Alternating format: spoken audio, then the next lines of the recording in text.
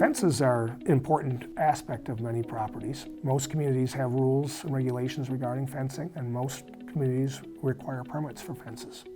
So getting a new fence design and a drawing that can be submitted to the city for your fence permit is step one. If you hire a company that is limited to one style of fence, you're going to end up with one style of fence.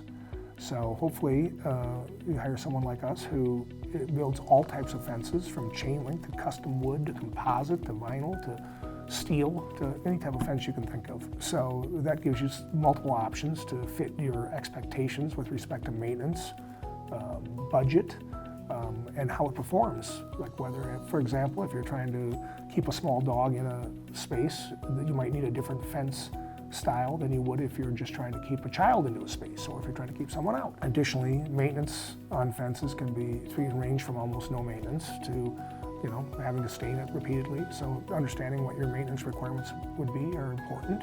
And then lastly, the longevity of the fence. How long will the fence last? And having that, understanding that expectation up front is important.